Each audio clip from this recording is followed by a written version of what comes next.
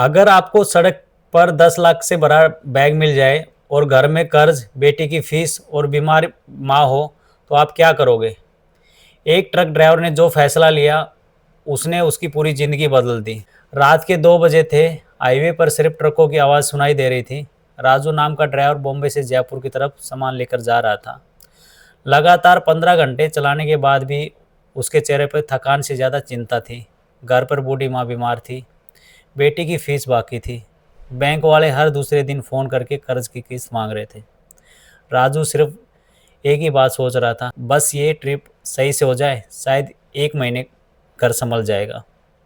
तभी उसकी हेडलाइट सड़क के किनारे एक काले बैग पर पड़ी। उसने ट्रक रोका, चारों तरफ सन्नाटा था।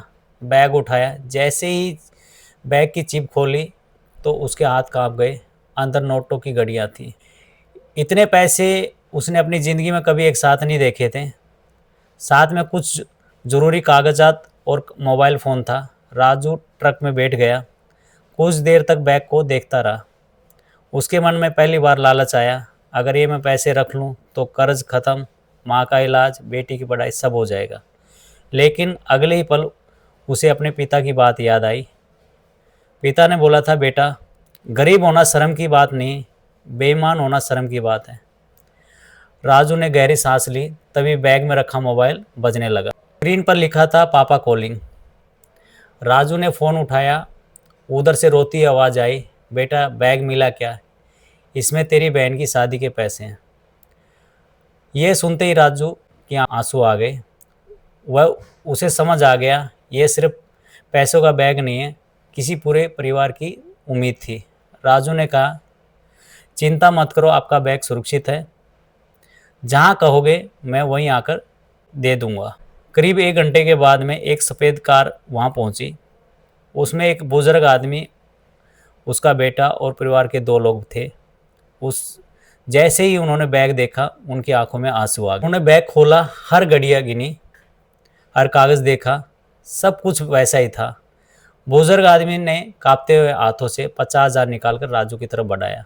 राजू मुस्कुराया, अगर पैसे चाहिए होते तो पूरा बैग ही रख लेता। कुछ सेकंड तक वहाँ बिल्कुल सन्नाटा छा गया। फिर बुजुर्ग ने राजू को गले लगा लिया। उन्होंने कहा, आज तुमने पैसे नहीं लौटाए, तुमने इंसानियत पर हमारा भरोसा लौटा दिया है। राजू अपनी मंजिल की ओर निकल गया। उसे लगा कि बात यहीं ख़त्म हो गई, लेकिन असली कहानी अभी बाकी थी। करीब करीब 15 दिन बाद में राजू के मालिक के पास में एक बड़ी कंपनी का फ़ोन आया। वह वही परिवार था।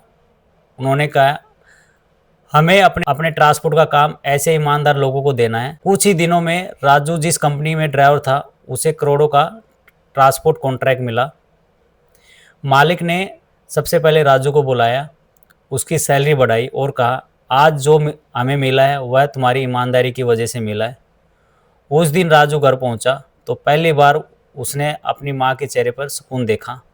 बेटी की फीस भी भर गई थी, कर्ज भी धीरे धीरे उतरने लगा और राजू को समझ आ गया, ईमानदारी कभी नुकसान नहीं करती, उसका इनाम बस थोड़ी देर में मिलता है।